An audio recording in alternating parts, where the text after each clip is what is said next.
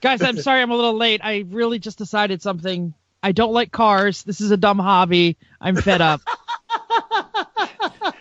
And on that note... Wow. Welcome to Everyone Racers, a podcast designed for the world of low-dollar racing and oddball car culture. Whatever kind of LeChump or track dog you run, SCCA or NASA, we won't discriminate. We even think you Drifto Hella Flush guys are alright, as long as you built it yourself and drive it hard. Join us each week for tech discussions, tips, tricks, news and notes from the world of low buck racing, and if you can handle it, Chrissy will give you just the tip. I'll be your pit marshal. My name is Jeff. Everyone report to the paddock. This is Chris. This is Chrissy.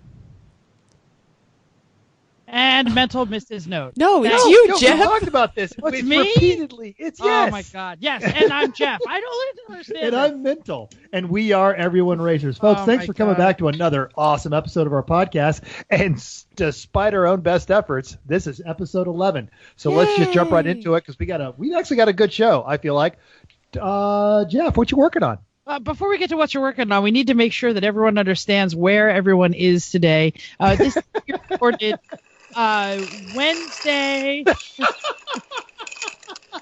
Wednesday after Thanksgiving. We are how many days before we leave for Atlanta? We are 7 days. Yeah. No, 1 week. One week before we on leave for Wednesday. Yeah. We're recording on Wednesday. It's 7 days before we leave for the season ender championship. It's not really season ender, championship lemons race. It is a season ender, Jeff. Is this? Rhodium 500. I It thought is there a was season one ender. more. I thought there was Yeah. one more after it. Okay. Nope. That's and- why we got the whole free entry thing, you know. I thought Ass Freeze was 2 weeks later. Anyway, it doesn't matter. What does matter is Chris is doing the podcast with his iPhone in his pocket, recording while In he a ball rebuilds- bearing factory, apparently. while he's rebuilding our race motor as we speak. Chris, hammer on something heavy so we can prove that you're actually out there. All right, hang on. I need a hammer. No, what are you going to hammer? There you go. Literally. Do not act like every Lemons mechanic does not have at least 2 hammers. I Gotta am- Oh, I making just had to go car. into the drawer of Jeremy to find it. Chris is making car. I am making car. So, Chris, for that is the intro. Why don't you start what you're working on, and then I'll go, because mine is hella long and hella terrible. And the reason I hate cars this week. Go. Well, at the exact moment, I'm setting piston ring gaps. And on the third piston, I finally found one I need to take a little bit off of, which is nice. So we needed a new motor for the Honda. The old motor we had that was great blew all the piston rings out, as we've talked about before. So we said, well, okay, we've got this known good running engine that we pulled out of a running car. It's actually the one we bought, the Civic. It was in it. So we said, we'll just use that bottom end. I'll put a good ported oil pump on it, and I'll put a ported head on it. So I ported up a head. Everything's fine. Went to the machine shop, got it back, pulled the bottom end out of the corner of the garage it had been in forever, and you started to take it apart because I got to take the pump off and switch the pan. And I was sitting here debating, said, do I pull a bearing girdle or not? I don't want to mess with the Honda feng shui, but I'm this far in. I better look. And You asked for my 3 of the opinion, 5, I did. Yeah. Chrissy Ask said me do it. too. I know. I said, let sleeping dogs lie. Do not no, unbuckle. I said open it. We're going all the way Yeah. down there. If it's trashed, that's not fun. Yeah, And the too winner many was- weekends already under a hood. Pretty much. Yeah. The winner was Chrissy, because 3 of 5 main bearings were not in good condition. The rod bearings looked fine, but the mains were not. So then That's not a good thing to win everything at, came though. apart. You guys can't see right now, though, but Chrissy's doing the total superhero pose, and then she's taking this great bow. I'm not, actually. So then everything came apart, and the order I had just placed that day with Honda Performance Development, I had to then send them an email that night after staying up till 11, figuring out exactly which bearings I need based on the codes that Honda very nicely puts on everything. Because Honda, you don't just get standard bearings and oversized bearings. They give you bearings that are 2 10,007-inch difference between them. So based on the codes that are on the block and the crank and the rods, you get to then pick which color bearings you have. So I figured out which bearing colors we needed and made a second order for Honda. So that's all coming on Friday. Today, at least, I was able to finish porting the oil pump out, get that back together, clean the block, tapped all the bolt holes in it, and I have currently setting the piston ring gaps in each cylinder to start put those back in. You lost me, and I don't caresville about 10,000th of an inch ago. Really importantly, what color did we get? F you very much. What color bearings did we get? I need to know. Well, we have one set of black, one set of blue, 3 sets of green, and 1 set of yellow. That sounds like a lot of bearings. I ordered a couple extra that were different sizes because I want to make sure we have the right ones. And usually I like to go a little bigger than the factory specs for this kind of racing that we do. So that means I just get to play with plastic gauge and set them all the right way. Very good, very good. Just to remind our listeners, this is a B16Y8, correct? D16. I'm sorry. D. I knew that. I just said Delta. it wrong. It's okay. Yes, it's a Delta 16Y8, 1.6 single overhead cam VTEC. Single cams for life, yo. All 127 horsepower when new. And we're blowing how much pressure into it?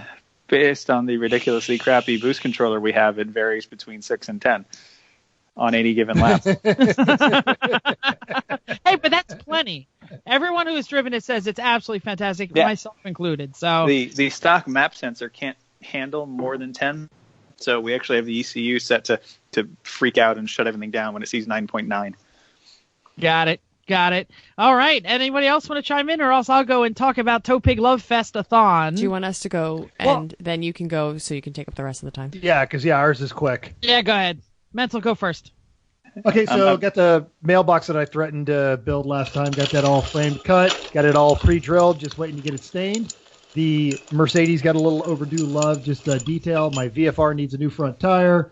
But my co-teacher has been home with a sick kid all week, so I've been flying solo, and there's a lot to do at work. So, yeah, Tuesday I've got riflery practice in the morning. I got school all day. Then we had a riflery meet and drill team practice and a color guard. I got home last night just before 10 o'clock. What was like, hi, honey, I'm home. I'm going to bed now.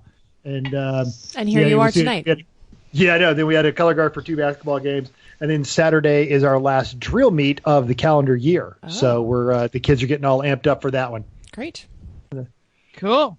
Okay. Chrissy, go. Mine's what you got? Also quick. I've been partying with the fam. We've had Chris's mom was over all weekend, so we did Thanksgiving stuff, then Christmas stuff, hosted a bunch of meals, cooked all the dinners. So Chris was like, "Oh, I'll get into the garage." Oh, we did finish the bathroom. Chris forgot to say that, so he was working hard trying to finish the bathroom. It looks awesome.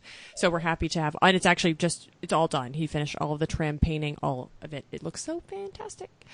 So we've just been doing stuff around here, and Christina we had to drive actually up to Boston to get my dad's car and then drive back. So we drove Christina up to Boston and then back on Sunday. Right, 'cause, she wouldn't take the escape. Right. No, she would, but it was too late by the time she was ready to do so to get a flight back for less than $400. And it was fine. So I went with Chris, and we made the best of it. So it was fine. And news, though. The 2017 Mazda CX-5 is it's lovely. Really nice car. I quite like the one that she got. Yeah. Oh, I loved our 15 until we crashed it. So yeah, it was all good. There it is. So yeah, and I've been doing everything else now that Chris is just in the garage all the time. Sorry for the noise. Eating a bag of chips. I'm eating chips right now. I'm taking pistons out of the Ziploc bags there, and I apologize for the noise. Okay, we're done. We'll be all right. You have so here's mine. It's you. So as we spoke last time, Toe Pig Love Fest has turned into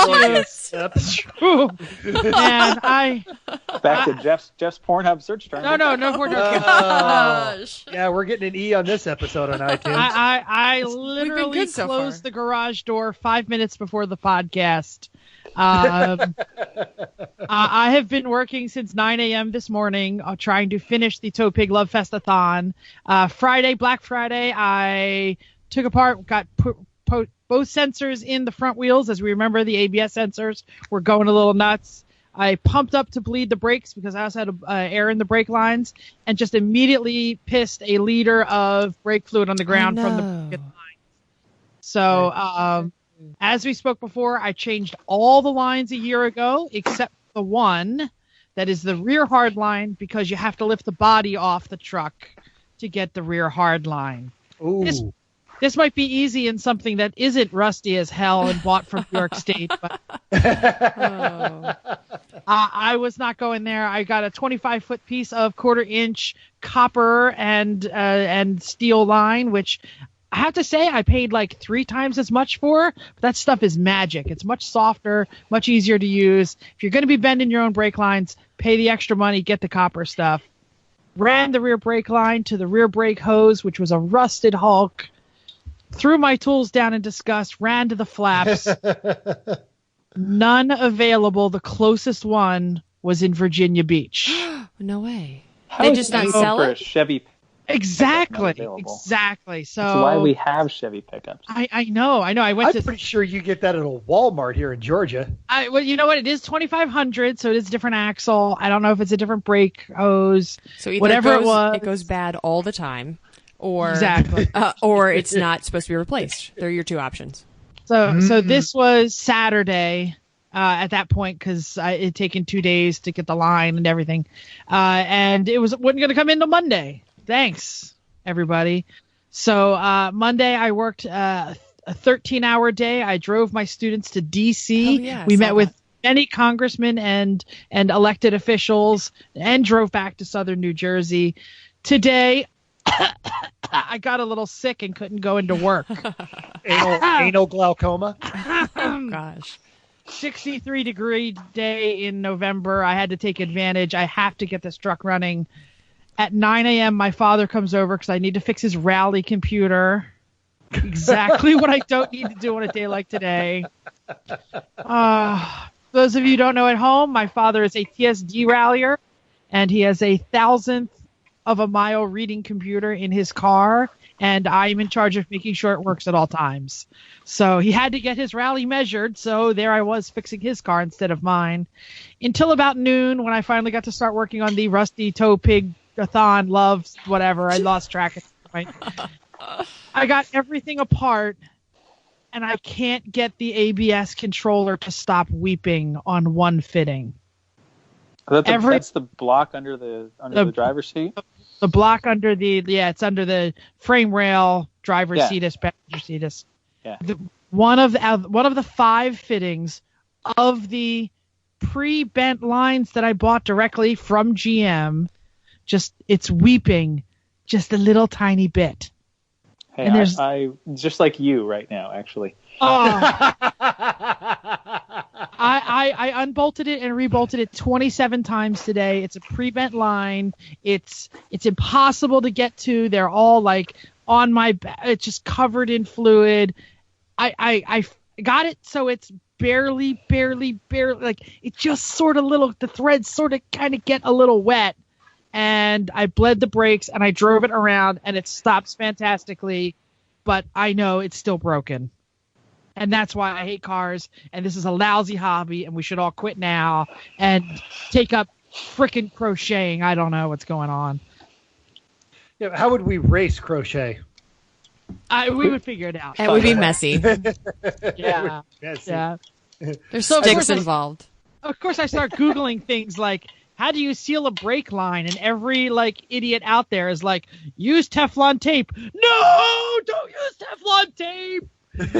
So I'm just like, oh my God, I know I don't know what I'm going to do. I don't know. At this point, I only have one free day between now and the time that we leave. And I've got one shot to get it fixed or Mental doesn't get his trailer. So and if I don't, we'll have to figure something else out, and I'll go up there and get it. It's no big deal. I'd like to point out though that I'm frozen, and I look better frozen than anybody has. So How did you know? The last, because I've got my little screen on here. The last frozen okay. was Chris when he was looking all judgmental upon us. It's already posted to the Facebook, so everybody already sees it. I forgot that you can tell that you're frozen. So that's what I've been working on day in, day out. I am literally still covered in brake fluid sitting here doing the podcast. Nice. Now, that kind of brings us into news and notes, and I've noticed that under news and notes, I mistakenly left on that Chump Car is at VIR this weekend, and I believe Chump Car is going to be at Barber the same weekend. We are all going to be at Road Atlanta. No, 2 in the same region. Oh, yeah. It's kind of funny because usually the season opener for Lemons is at Barber, and Chump will be at Road Atlanta. Oh. So they're swapping towards the end of the season. Is it still Chump Car?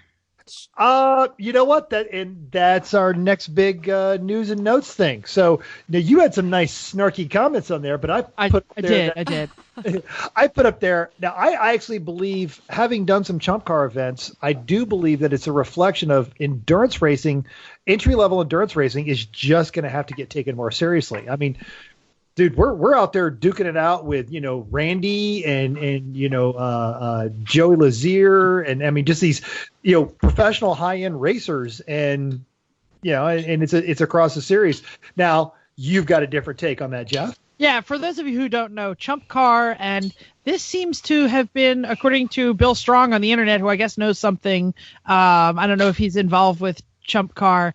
They have replaced the U with an A, and they are now Champ Car. Mm-hmm. Which was obviously owned at the time, currently by, or at least recently by, IndyCar, because IndyCar bought the Champ Car series, blah, blah, blah, blah, blah, blah, blah. And it sounds like Chump Car has negotiated some sort of deal with IndyCar to start using Champ Car.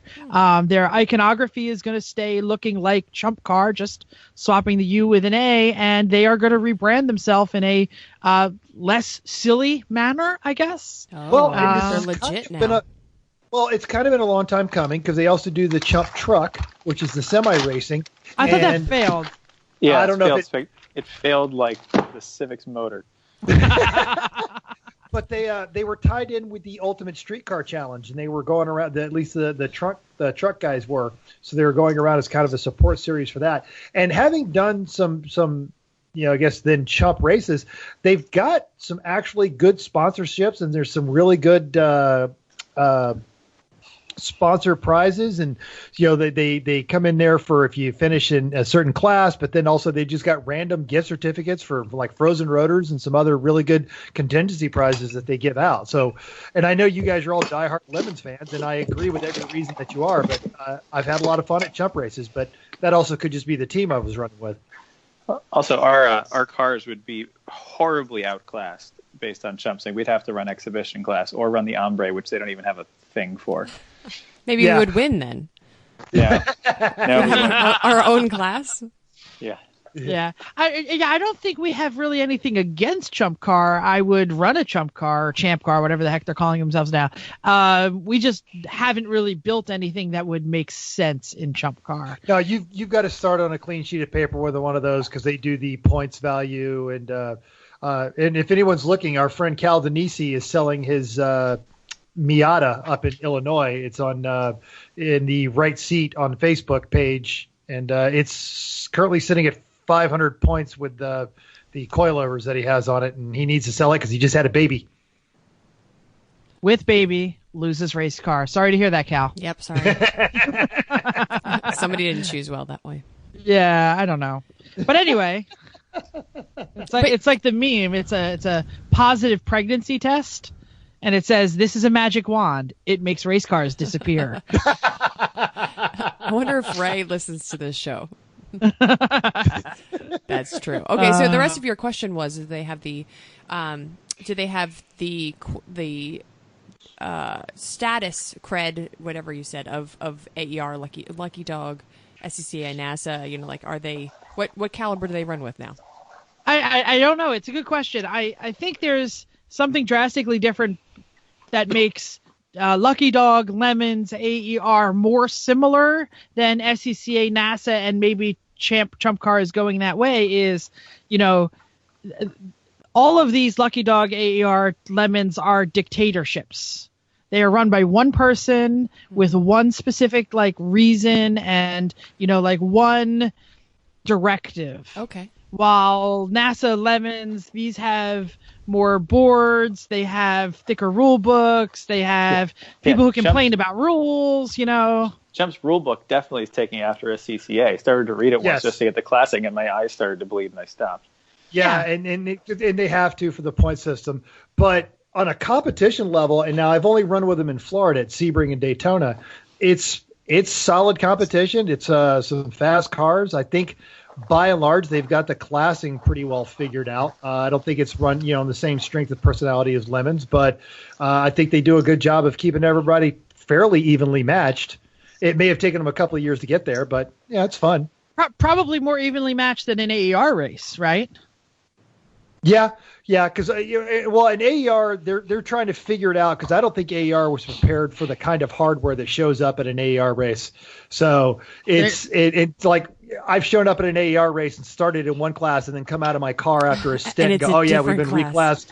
Yeah. We've been reclassed over this I've one. heard they do that. We went over there and said, look at our lap times. We're getting hammered. You got to, and I think AER will figure it out. I do, and I always have a lot of fun. Yeah, AER is definitely becoming an arms race, and that's what I'm saying. Like, the expansion of the rule book, the changing of the name, the seriousness, the fact that they've divided up into regions and there's region leaders in Chump Champ. You know, that's definitely feeling more SCCA and NASA to me. Which cool, I'm down with it. I'm just less interested in it. Says the Northeastern champion of lemons. Not me. He's busy. I'm just saying. Like, yeah. So we're dragging on this. It's the collective we. Collective we. Collective we, yeah, sure. I find this fascinating. We have like all kinds of listener feedback this week. Oh my gosh. We're not there yet. Not? No. Oh, I'm sorry. I totally skipped over your next news. I saw the clock and I panicked. That's all right. That's all right. We'll catch up. Yeah, I actually put this in here thanks to Eric Rude for bringing it to us. UK ESPN. This is not news. This is not It's new. not news. It's not new. Not news. new news. Okay. I shouldn't say it's new news. I posted on my Facebook weeks ago. Was it weeks ago? Yeah. It just posted on ESPN UK Yes. at the level of specificity. Yes, 2 days ago. Okay. So the point is Chrissy's more in touch than ESPN UK. That's true. Well, I mean, I heard about it a long time ago because I care about it. Yeah. Well, this Yeah. about a year and a half ago, it was floated. Hang on. Chris is getting another handful of Ritz crackers. Seriously, that sounds gross. I'm getting a water pump. I'm sorry. It's in a bag. I'll just make all the noise I want to make right now because we're making fun of it. And Okay. I'll dig through all this stuff and get what I need. Okay, go ahead. Tube Mockery brought to you by AutoZone Packing Peanuts. Okay, keep going. So anyway, it was floated about a year and a half ago that there would be a women's only racing series. And it was proposed back then, but it really wasn't taken seriously. It just got a lot more serious cred.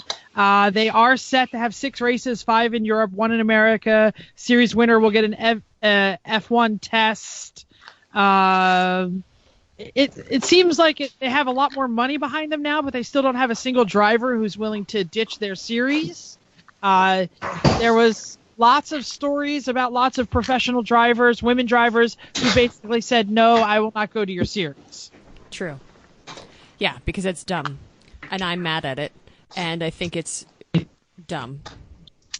Yeah, it's a crappy idea. Care to elaborate, Christy? I am a woman racer. I'm a minority in this series, in most series, in all series. There aren't many other Every women. track you've ever been to ever. Pretty much. Well, yeah, I mean, pretty much. There's not. I just don't think there's a reason for. I think that this is trying to make something different because people, I guess, they want to get more experience with women, that they can feel more comfortable and they can race in a series, and it is somewhere that they can be loved and cherished and nobody can yell at each other or something. But any woman that I know that is a racer or follow on Facebook or anything like that doesn't want this at all. I just think it's just dumb. There's just no reason to put us in different categories. They offered Catherine Ledge, who because she with the Delta Wing going away, she's running in Formula E, and she said no. And then the picture, interesting enough, shows Susie Wolf, who was for the longest time the only female F1 driver. Yes, sure. Did she say no? Yeah, I think so. Yeah, so I mean, you've got these massively talented, and I think you hit on it, Chrissy. A racer's a racer. Yeah, it has nothing to do with your gender. I want to race, and I want to race against the best possible people I can, and I want to go as fast as I can, and I'm not going to look for a series that eliminates competitive racing. Yeah, because I'm a girl. I mean, that's why, and I've said it on our first show, I said I wear all black. I wear the same suit, actually the same suit that Jim wears. I have a black helmet. I wear stuff so I'm not just so people don't look over. You wash it between, like, especially in the summer, don't you? Because that just seems kind of... I meant like the same type. You're funny. The same type of... mine's a little smaller than Jim. Sorry, Jim. But I wear the same type of suit. I don't wear pink because I don't want people to know or think that they're racing against a girl, and that should be anything different. That's the I answer. should totally get a pink driving suit. You should. I actually did race at a Lemons race back in 2012 in Texas, and these 4 high school kids showed up, and between the 4 of them, it was July in Texas. They had one driver suit. Oh, that's Oh, nice. I don't even And like you getting could in my see 'em- own You suit. could see them slipping this thing on, and just the look on their face was, this was not a well thought out plan. Ew. All right, so that's my. Well, anyway, that's so my words yeah, that's on a stupid idea. It looks like it has more beef to it than in the past, but still not a single person who wants to do it. Bernie Ecclestone, thank you for mansplaining the world of racing to people who aren't interested. Of any girl that voluntarily kind of jumps on it, either they're just trying to take whatever seat's available, or again, just the caliber of racer that I see turning that down tells me that it's not going to be very good. Yeah. Yeah, I mean, exactly. It's one of those things, like, if it was in my backyard and I could race, I probably would go, because it's like, if there's a racing opportunity and I can do it, I would do it. But not because I don't want to support this. Right. But would you pay? No. No, Yeah, this is so a professional exactly. series. It'd have to be a free. Yeah.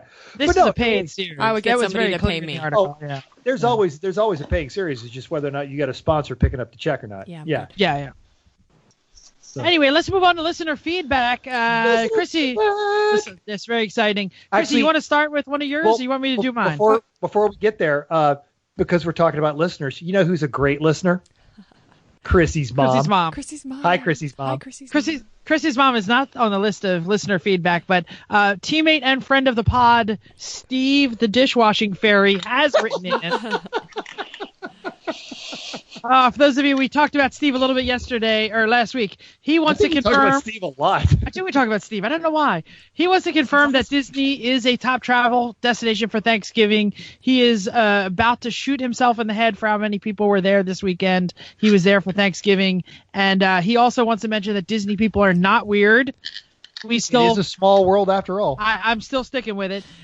He also wants to actually talk about the dinner. Saturday night dinner being a family dinner is something that we touched on, but we really didn't talk about that clearly. He says it's the most favorite part of the weekend, and anyone who's trying to put together a team really needs to look to have that bonding moment of Saturday dinner, and he bows to our skills of organization, Jeff, Chrissy, etc.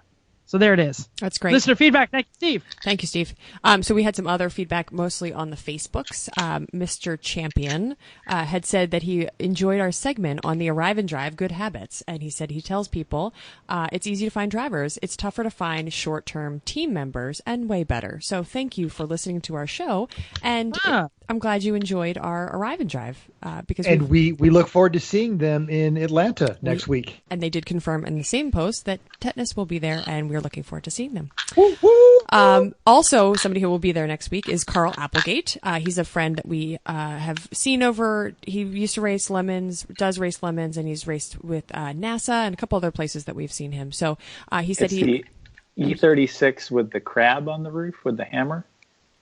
Oh, yeah. And he also has a big wheel, which is awesome. Or he or one of his friends has a big wheel. So he was glad that he listened to the Thanksgiving episode because he wants to pit next to us because now we have some roasted pig. So it sounds like we'll be making friends because of the meals we're having, which is fun. There you go. Again. And then lastly, it is Miss Matura, my sister, said that I have encouraged her to start listening to our podcast. And she said that she just got to episode 5, and she is now a listener. And she said her favorite part is when the conversation goes off topic. She doesn't like cars as much as we do, but thinks we have interesting conversation. Also, after I said thanks for your comment, she said, P.S. she wants to hear more about Mental's sewing machine. So hi, Chrissy's sister. So my sewing machine is a 19. Hold on, let me just get these glasses out of the cabinet here real quick. All right, there we go. All right, so it is a 1929 Singer 95-100. Now this is an upgrade from their model they originally introduced in 1911. Wait, we really don't have time for this. Wait a second. I'm entering No Caresville again. No, you're gonna like this part. Here's what you're gonna like about it, Jeff. Is basically it is ball bearings with pressure lubrication at each end of the shaft. And it can be operated up to 4,200 stitches per minute. So it's actually pretty dope. Oh, my sister's very jealous now. According to Fletch, it's all about ball bearings these days. Okay, we ready to move on? So how far into this poor episode are we as Chrissy is now mad at Chris and she's throwing all the dishware at him? I'm actually sitting upstairs very quietly with my hands folded. It's funnier my way. Damn it. All right. So, let's get on to our main topic. Just get on to our main topic. 30 minutes in. All right, our main topic is going to be Zen and the art of driving cheap and janky vehicles daily, maybe not daily. We got a couple of different ways we're going to do it. Who wants to start us off? Chrissy?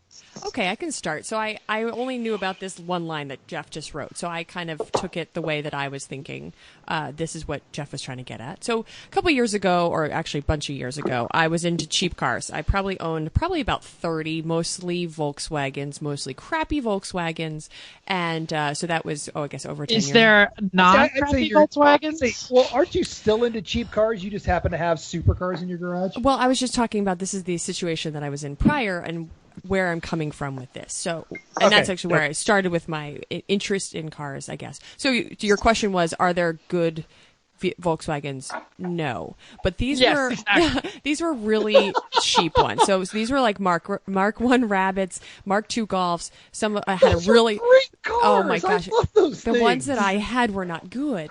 So I had a really bad Vanagon.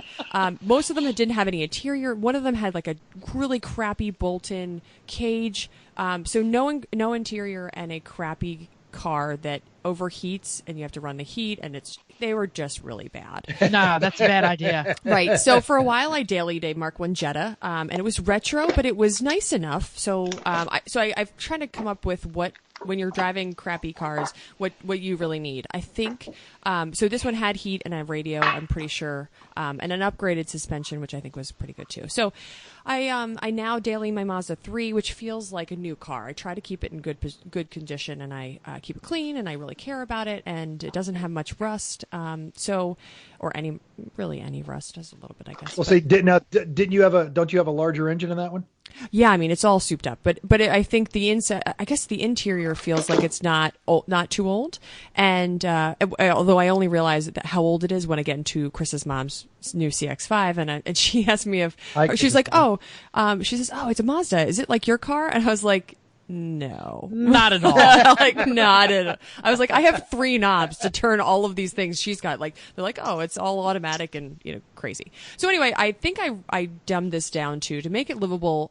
Changing the ride helps. So if you have a crappy car and you can make it something for whatever you expect it to be. So my car is sporty, and it's, has a pretty hard suspension, but the Merc has a really floaty suspension. So I feel like, that makes it so that whatever your driving experience is, it's a little bit better. And also I've really decided that it needs the necessities. So it needs heat. That's the low bottom bar. Having a radio is great, and then just having something I don't have in the tow pig at the moment. Heat. Oh God. Okay. So, and then keeping it clean, and I'm done. Go ahead. Go on. No, that's my that my was the list. end? Yeah, I kind That of was the end. That's my cool. art of driving crappy cars. Yeah. I'll jump in here because I want to say that, I floated this topic 100 years ago when we were tossing out show ideas. And I really think there's a difference between a car you're going to drive around to work whenever and a car that you have to drive every day. So the whole idea behind, if you're going to drive crappy cars, you need to have a backup plan. You need to have 2 or 3 of them litter in the house, Miatas, Or buy a the bunch state. of them, stack them. It's in different people's houses. Exactly. Just stack the crappy cars wherever you're going to be. Oh my God, Chris is like I'm dropping sorry. his toolbox. I'm open. So people I was very commuting gently to work, opening they the just drawer. had this image of tools flying out from underneath the hood of a Honda, just hitting everywhere. Like Daffy Duck in a cartoon. Hey, do I have brass knuckles? Hey, do I have brass knuckles? Hey, do I have brass knuckles? I love what you just said about stacking Miatas. That's what we had when I crashed the bitch basket. Oh crap! I cursed. Sorry. That's what it's love called, that you though. went, oh crap! I cursed. Could have been worse. When we had that, I needed a replacement car that day. We had a week, Cabrio. and we had a I forgot what it was called. And we had a Miata, so you're right on. Having Miata stacked is a great one. Absolutely. I remember driving to my parents' house one day, and I can't remember what happened. I lost a tire or something, and I just said, "Oh, that's what it was." When the transmission blew on my former janky tow vehicle, I just said, "Hey, is that Honda still around here?" And I drove the Honda home. Pull it out of the weeds, pump up the tires, drive it home. But this is what I mean. You got to have backups. Got to have backup plans. I also think that you need to be okay with things not working. You need to be okay with the switches not working. You need to be okay with the bolsters in the seat being totally flat. Like rips, tears, smells. These are the things you need to be prepared for. And if you're putting clients or family members or persnickety friends, friends I feel and like relatives. I drove your Miata and we were like, this is terrible. And if you're okay with that, I mean, I have a different level of low, I think. Exactly. Okay. So you have to be ready for that. And you also have to be ready for the evil that comes out inside of you when you're driving these nasty cars. Because zero F's given, and I will keep it clean like that. If you have more than 2 colors of primer on a car, you are going to merge and not care what's around you. And see, now there's a power to that, because in Atlanta, the crappier car has the right of way, and we all know it. And I actually, and I think that is a universal language, because when I was driving in Jordan, it was always the guy with the more expensive car was going to yield, and you knew it, and so there'd be this judgment. That's me now. And I remember in Nebraska, I had this great Chevy pickup truck, and I even wrote a piece about it. And no one pulled out in front of me. No one, because it was a giant 4x4, and the bumper was already kind of bent up a little bit. And he just said, "Yeah, I'll hit you. I don't care. I ain't scared." Absolutely. So my current holy grail, and hang on a second, my cat's scratching at the post there real quick. I thought it was dumping stuff out from a cup or something. I think there's bolts falling out of everything in there. So my holy grail, bottom of the depreciation curve right now, you cannot believe how hard Saabs have fallen dollar-wise. So yes, I can. Yeah, absolutely. I'm telling you, $2,500 right now can pick you up like a 9.5 wagon turbo. You in great shape with leather interior and all the gewgaws. You're driving that down the Schuylkill, somebody's in the left lane, not getting out of your way, just pit maneuver them. It doesn't matter. You can get another one. They're everywhere. It's a safe car, just ram them. Well, speaking of that, I've had 3 janky Saab turbos. All of them were 9,000s, which are wonderful cars, actually. They're until fast. They get gas tank falls out the bottom. Well, yeah. Well, that was a $600 one. Right moment. It was the perfect time. That was my second most expensive Saab 9000 turbo. And they've all been great. They'll happily cruise at 80 all day, getting 32 miles to the gallon. They have great power, comfortable seats, a huge amount of room, especially when you fold the back seats down. I wish they still made 9000 turbos, but they are basically gone from the face of the earth now. Yeah. Well, they were the car to have, and then they were disposable, and yeah. We can find you another one, Chris. Don't worry. Where am I going to put it? Exactly. So one more thing I want to say, and I want to back up Chrissy because she mentioned it about the CX-5 that she spent some time in. There are some nice new stuff in new cars. I love my Bluetooth. I don't know if I could daily drive a car right now that didn't have Bluetooth and automatically sync my phone right to my radio. Oh, I have a $30 solution for you available at Target, and it will reach. No, it's not the same. It totally is. I'm telling you, this particular one is. Oh no, I was just gonna say we used a FM modulator because the Escape doesn't have anything, and it worked pretty well. So I think you can work around without Bluetooth. I mean, I don't have Bluetooth, so I don't know. Actually, exactly. Once you have it, you'll never go back. Okay. Well, but I'm serious. Integrated rear view cameras are better than any crap you can suction cup to your windshield. Traction control, great gas mileage. What? I don't know. What? You did not just advocate for traction control. In the winter, in the snow, yes, I did. So anyway, some of these things are good. Now, you can always switch it off. It's right there. The button's right there. Click. Then you can have a good time. But in a daily, I'm going to put my wife in. I'm going to put my kid in. Hey, maybe even this automatic braking. I'd give it a try. Who knows? And that's where I get to be old crusty guy because I don't like a car trying to outthink me. And the CX-5 is smart. Yeah. And now that brings up a good point, and both you guys mentioned it. The problem with if you're going to drive janky cars is that you can't get into a new car. And you talked about, you love your Mazda, and then you got into a new Mazda, and you realize how far behind you are. And I felt the same way when I drove your Mercedes. Because I love my Mercedes. Yeah, I agree. When I got yours, I'm like, air-conditioned seats. And you talk about the necessity. I agree. Once you spend time with air-conditioned seats can kind of become a necessity. Mm-hmm. Well, luxuries once sampled often become necessities. Thank you, Voltaire. Yes. Uh-huh. Okay, Mental, are you Thank going? you. Sure. And I'm sorry, yeah. So my thing is I've owned well over 70 cars, and I actually need to sit down and count them. And a lot of them not thought out. Oh, my God, that's cool. I've got money. Let's buy it, which, is why I live so high on the hog now. Or the other time is I've got $800. What's the best car I can get? And even that, I made those decisions too emotional a lot of times rather than what was the logical choice. Let me just unwrap this piece of gum here real quick. Yeah, perfect. Thank you. Man, this gum is in there. I'm gonna have to get the hammers. This is like, what's this sound?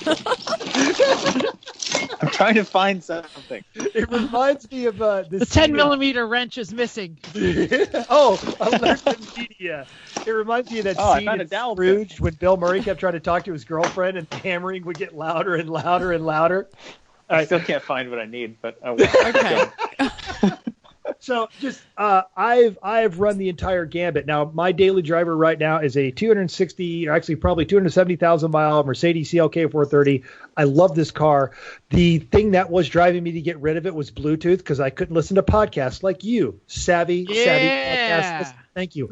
And I went and got this $30 Bluetooth unit that automatically connects to my phone. As I power up the car, it comes to my radio and says Bluetooth is connected, and then it broadcasts to an FM signal onto my radio, and it is flawless. And I say that because my RV's got a solid wire connection Bluetooth. It's awesome. But some of the highlights, I had a Blazer that was so rusty that once I pulled the top of it off, we couldn't get the top back on it because the sides of the back of the truck had spread open. The brakes, somewhere in there was an airline or a slope leak. I'm not sure. But every now and again, the brakes just would go to the floor. That's exciting. And it happened. Yes, it is. And it happened so often that our response of just throwing the truck into park actually stripped the gear. The parking paw. Yep, I've done that too. It stripped the parking. I know exactly what you're talking about. You throw it into park, and this thing would just sound like when you stuck like a... this. Like you put a playing card at the spokes of your bicycle, Yeah, exactly. And ultimately, what happened is the starter was getting kind of questionable, and I ground enough teeth off of the not the flywheel, but on the automatic. Thank you. To where it just wouldn't connect. So, you'd have to kind of rock it back and forth a little bit in gear to get the gear to move around to the starter to get a hold of it. And it just was not worth what it was going to take to fix. So, that one went there. I had a Porsche 924 that I slowly rewired as there was a short going through the main wiring harness with the exact same color speaker wire for everything. And you're that guy. Wait, seriously, all the same color? I bought every car. I had think, one from roll you. of speaker wire, and every time something went bad, I would just wire it straight to the battery. I didn't know they came in a roll. I thought they used to come in a hunk. Yeah, no. I had a hunk of it. Multicolor. This is that's fun. That was supposed to be funny. I'm sorry. That's all we have. You didn't. Think it was funny. That was the joke. Volkswagen problem. Did you think it was funny? The fuel pump relay went out, so I hardwired that one. And then the starter went out, so I hardwired that one. And then the headlights went out, so I hardwired those. And then I hardwired. So getting in this thing, I've actually started airplanes by flipping fewer switches than it took to actually get this car to run. So that was bad. I will throw up the link to, I consider, my all-time greatest janky car purchase, which was Sandy, the Disco. Oh, yeah. Because, yes, I loved that truck right up until the point when Vicky drove it and she took it and she said, no, my truck. So it was a great truck. And then I thought you were going to say you loved it right until it blew a head gasket a long way away from home. I loved it even after it blew a head gasket, and if it had been at any other time, I would still have that truck. But now Jeff touched on it. There are things you're going to have to accept when you drive a janky car. And one of them is if you have a job where you have to be there, you better have other means of transportation. You've got family and you got kids, especially if you live someplace cold, you better have something reliable, because I've broken down in Nebraska when it's 4 degrees outside and you kind of start thinking, okay, well, what do I need to do to not die? And so there's things that you have to do on that. But most of the cars that I bought, the janky cars that I bought at looking at them as disposable. So I knew that this Blazer was going to fall apart. I knew that, I know that eventually this Mercedes is going to launch a piston through the hood. And I've actually already started shopping spare engines. I really, really like this Mercedes. And so you've just got to look at it is this car going to last me however much money I'm paying for it? If I'm paying $500 for the car, how long does it need to last you? 2 months, 6 months, a year? If it needs to last you a year, don't pay more than $500. So that's what's going on there. But recently, my wife and I have been shopping for houses closer to work, and we actually found one that was a half mile from my job. And my whole automotive philosophy, if I get within a mile of my job, will change, and I will drive the most ridiculous, unreliable, unfeasible thing. I've been shopping for Cobra kit cars because why not? If I've only got to survive a mile, who cares? Then you just take the scooter and get 100 miles to the gallon. There you go. That's right. Or I could take a 427 Cobra and get exactly the opposite. And it never warms up. Aww. Exactly. I think you would All get it the will same. do is scare children. I think you get the same reaction for both. For passerbys, people be like, "Yeah, that's so cool," and then you go buy the scooters, they're like, "Yes, that's a scooter." I know because I'm that guy. Hang on a second. I'm going to throw some ice in my glass here real quick. Seriously. Thank you. That really does sound like ice in Anybody want some Doritos? Those are head studs. Or Doritos, the same difference, right? I would That's like a what we call Dorito. you behind your back, Chris. Head stud? All right, I'll take it. Cool. Anyway, Chris, while you're wrenching, you got anything to add to this main topic? Well, yeah, I've got a different point of view, but I'll start off with I've certainly also driven my share of super janky stuff. Back when we used to do Babe Rally, which was New York to New Orleans in cars that were $250 or $500, I actually would daily drive the car from Babe Rally for up to a year later. Yeah. And you would drive it before we went, too, because you would make sure that they... Shake it down. That's just smart. Yeah. The white Miata, I definitely drove for over a year, pretty regularly. Yeah. The Saab. My wife saw you at a gas station in the middle of the winter. With the top down. Going, look at that jackass. That could be one of Jeff's friends. Holy cow, it's Chris. Look, Jeff's not the only idiot driving a janky-ass Miata wearing a tie and a top down in the winter. Yeah, it's Chris. That might have happened. Of course, it's Jeff's friend that's doing it. Okay, anyway. And the Saab that we had, I drove that for a long time. That was our road trip car because it gets 32 miles to the gallon and we didn't care. So it was comfortable. Didn't it have heated seats? Oh, yeah. AC worked great. I think it was a great car. If you buy a car for less than $1,000 and the AC works and it runs, buy it. Pretty much. So, but the other way to think about this is janky as a value proposition. Is it janky or is it janky for what it is? Like, okay. So, or we have an AMG Mercedes. It is a very nice car. It is wonderful. The original price on the car was $105,000 or $110,000, which is just stupid. And we paid a very small percentage of that. And it's a wonderful car. It will be mine. Right. Oh, yes, it will be yours. mine. And we get all the joy and none of the hassles of a new Mercedes. And it's been pretty much trouble-free, and it's been nice. And the other thing is thinking about take advantage of the same thing with a janky beater. It's not going to depreciate. Well, you can move several steps up the line with something else that's just not going to depreciate and enjoy it and have a nice time. And we did that with the Mercedes. We did it with the BMW. Had that for 6 years and sold it for $2,000 less than we paid for it. I'm hoping the NSX is going to be the same way. You buy it fully depreciated, and you'll fully depreciated for a 91 Miata is $500. Yeah, fully depreciated for an 05 NSX is $60-something thousand. So there we go. Enjoy whatever you want, fully depreciated, and you'll feel better about life. I think that all sounds great. How much did you pay for those brakes when you had to do that brake job on that AMG? I haven't yet, but the rotors are $1,100 each from Mercedes. I love Jeff making fun of anyone's brakes anywhere. Just the expense. Just the expense. Yeah. They're so pretty, though. Yeah, but here's. But What they're was it that you had to Mercedes- search they're for? Mercedes Oh, it was the rotors. wheels. The It was wheel. the wheels, right? Yeah. They don't Well, finding exist. a 19 by 10 in the very certain AMG two-piece 800-pound wheel that they put on 2 different models only with the certain package, blah, blah, blah. Yeah.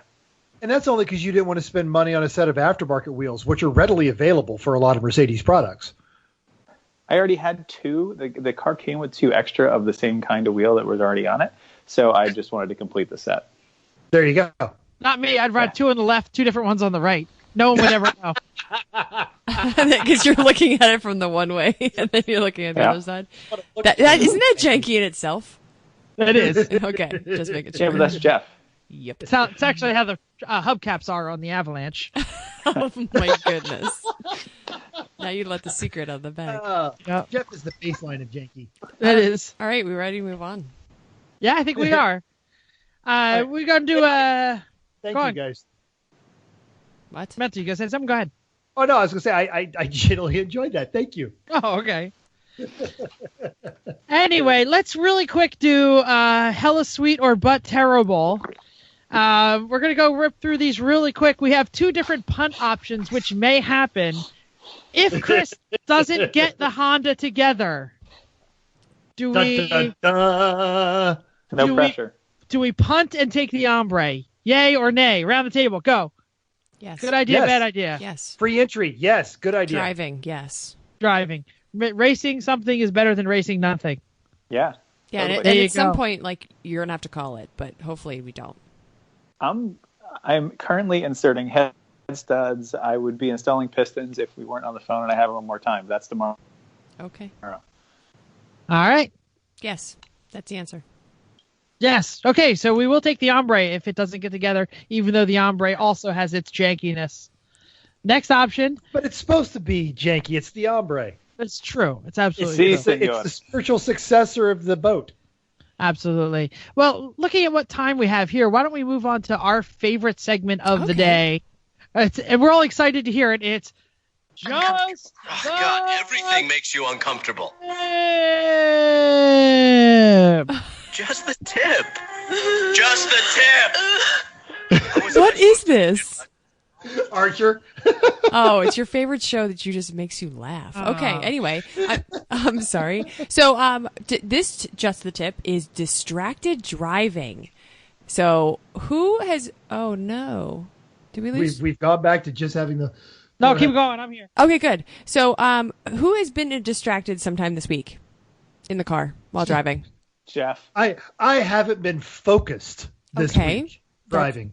Okay, Jeff. Hello. Let's say Jeff has been distracted Well, this- because the I whole- we all Jeff know has been Jeff. distracted. whole I re- know Jeff has been distracted. The whole reason we're doing this is because I wanted to talk to Jeff about distracted driving, and now Hey, Jeff has. it's people like Jeff is why I have a job working in an insurance company, and why I have an NSX. So thanks, Jeff. Keep on keeping on. All right, now the flip side of that is people like Jeff is the reason that my commute takes 45 minutes longer than it should.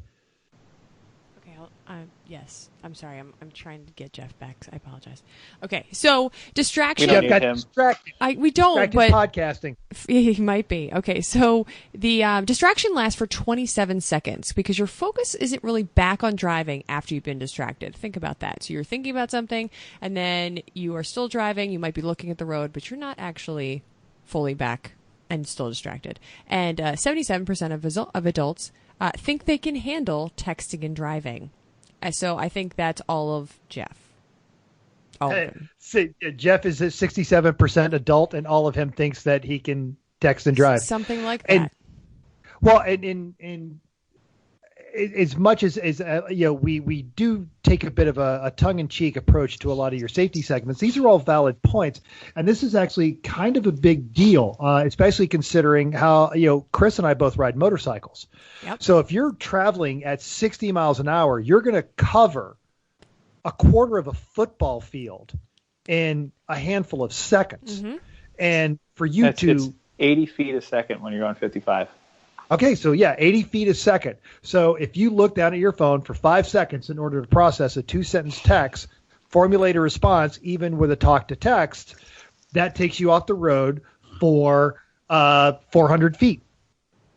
And then you're supposed to look up and in a matter of seconds, assess the situation, identify the hazards, and take the proper corrective action. And you're looking at least another 2 seconds. Yeah. And that's just human physiology at that point. So now that you've... Go ahead. I'll say I can't tell you how many times I've been sitting at a stoplight and you hear tires squealing behind you on a motorcycle. Mm-hmm. And it's the scariest thing in the world because you know, now you always line up, you come to an intersection and you have your out. But by the time you hear the tire squealing, it's too late. So if I look down in my mirrors and I figure out where this idiot's going to go and how he's going to try and kill me, you know, and I'm trying to figure out where my escape is. And so it's a heart-wrenching sensation. Yeah. It's one of the reasons I ride like a jerk because I'm just not going to put myself in a dangerous spot. Do you that's it. Do you right? Or you're just a jerk. Oh wait, Jeff, are you here? No, I ride aggressively to good. my troubles behind. I want if I consider you a threat, I'm going to use the greatest asset a motorcycle has, and that is power to weight, and I'm leaving. Okay. Yeah, I definitely hear you. I am not the greatest person at this, and I am going to freely. Yeah. I look at my cell phone every now and then again when I drive, and I know I'm the jerk off. Well, I just this has been a really big topic. So I work in. I work in propane. I deal with a lot of drivers, and I'm accessories. No accessories. So I am in trainings with new drivers. Oh gosh. So we're talking a lot about distracted driving in a lot of the trainings that I'm doing right now. So that's why it came up, and I know that you guys occasionally might dabble in some texting and driving, or I've literally had to rip the phone out of Jeff's hands because he's texting his wife, and I'm sitting in the passenger seat doing nothing. Anyway, so how of a different car. That's what's really bad about it. She had to reach across in traffic and do it. Yeah, that's right. No, we were in the same car, and it wasn't our car. Same car. It wasn't our car. Okay, so anyway, you have to commit to stopping it, and it's important to do that because eventually you don't want the thing to stop you that when you kill somebody or when you get in an accident, when you total a car. So I think one of the things to think about is that it needs to be okay to let it go and to what text needs to happen right now. And I've been trying to do a little bit better at that. So I occasionally do look at my phone, and fortunately my phone's in an X mount on the dash coming from the windshield. Excellent. So it's far away. Excellent point. Yeah, I was going to say that's kind of how I've reduced it myself. Sorry, I cut you off. No, that's okay. So but I will occasionally push the home button, look at the text while I'm driving. So I'm really going to try to stop doing that. So another thing that we're pushing at work is trying to thinking about something that matters to you and putting a picture of that on your dash. So making it so your family, your cat, your supercar, something that matters to you. And if you're tempted, then looking at your family and saying, this isn't worth it. So that's kind of Can you put your cat in your supercar? Yeah. If I had a picture of my cat in my supercar, that would be the best thing ever. I'm actually a little disappointed there's not a picture of Mugen in the NSX. That would be the cutest thing That's ever. true. They go together. Yeah, absolutely. So I don't like cats, so I'm just going to keep on texting. I'm joking. Well, no. So yeah, I put mine on a mount, and not to be a nerd, but I got my nice little Bluetooth thing, and I now that it's wintertime, it's a great excuse to let your car warm up. Mm-hmm. So I get in the car, I start it, I plug in my charging source, I text whoever I am going to see, I bring up my Waze, which is essential in Atlanta. Yes, essential everywhere. It is essential everywhere. everywhere. My destination. Yep. And then I reach forward, I set it in my mount, and then once I'm locked in the seatbelt, I really can't get to it. Yeah. And it doesn't bring my line of sight off of the road, and I'm not going to tell you I'm perfect, but I'm going to tell you about 90% better. And now that I've gotten in the habit of not doing it, I'm kind of recognizing it when I do it because it's a departure from the norm. I like that picture idea. That's solid advice. Yeah, and it's one of those things that makes you think again, I think. So for those of you that have access to the notes, I have some interesting video in a folder that unfortunately for those who are listening on the podcast cannot see because I am not allowed to post them because these are videos actually from my work, and they are of our drivers, and they are 12-second clips. So if you guys that can see it want to open them, and feel free to react once you see them because some of them are pretty awesome. So I actually I said Chris, rattle some tools right now. All right. Wow. We ask him to make noise, and that's the best he can do. Seriously. I'm putting on a timing belt tensioner. Sorry. All right. So I in my work we have a safety thing, a camera that's it has a forward facing and a rear facing camera in this camera, and if there's a G-force on the truck, it will set off a clip. It'll capture a clip that is 8 seconds before and 4 seconds after the incident, and so that's how we use it as a coaching tool. Right after hold my beer. Pretty much. So I think my favorite one is the guy with the burrito. Yeah, he was pretty awesome. So we catch people at doing. Wait! I didn't see that one. I just watched the guy roll over, but I didn't see the burrito yet. Oh, the burrito's not on there. These are distracted driving clips. Well, you can be distracted by a burrito. Oh, absolutely. Oh, he was. I don't know if Two-hander. But why would a burrito do such a thing? They're so tasty. And I don't even know warm. that I have that. So, okay. Anyway, so that was. This is what I got. So really think about it next time you want to text. I think it's. I actually have been doing a lot less lately. Okay. And it is because of the very reason that you have yelled at me enough that it has affected me. Okay, good. Well, that's great. Congratulations. I appreciate it. So everybody keep it up. And if you are listening, don't text and drive. And on that happy note, you folks have wasted yet another undistracted view. Listening to our podcast. Really appreciate Jeff, it's loud. It's loud. Oh, geez. Too loud, Sorry, Jeff. Jeff. You're distracting people, Jeff. You're Better. distracting Go people now. who are commuting. Is that better? Good. It's So, gone. Some of them as are Mental driving. says, thank you for downloading us. We hope you've enjoyed this week's edition of Everyone Racers. We also hope you plan to join us in the world of driving, racing, and building, because everyone can be a racer, even you. If you enjoyed this podcast, please subscribe. Hit the subscribe button on YouTube, on iTunes. We're on We're on iTunes. iTunes. Very excited. Or wherever you get your podcasts. I'm If you have digging any through questions- iTunes right now. You can hear me doing it. That's why I'm doing it. If you have any questions or want to give us some show ideas, drop us a comment on our Facebook page, Everyone Racers, or like our race team Facebook page, Three Pedal Mafia Race Team. If you'd like to help us produce the show or donate to the Shut the Hell Up, Chris. I need a bolt. No, if they're going to donate to the You Shut need the more Hell than a Up, Chris, bolt, it's pal. fun. Oh. They can Chrissy- donate to that, Chris, at patreon.com, Everyone Racers. Go, Chris. Oh, so I was going to say, thank you again for until next week. Keep the shiny side up. Unless there is no shiny side, then keep the wheels down. Just a quick show note for next week: we will not be on Wednesday night next week because Good call. we will be packing for the race. All of us will be in Atlanta, so we're planning on a live show. We'll see how that goes. Live. I think it's going to be live, so it might be From the probably back of Mental's RV. or Woo. in the garage or wherever we decide to tape. Wherever we so, can get it, yeah. So don't look for us next week, or look for us for a live show during the weekend. Anybody else? No, that's it. Thank you That's very it. much. See ya. We'll see you next Bye. Yay!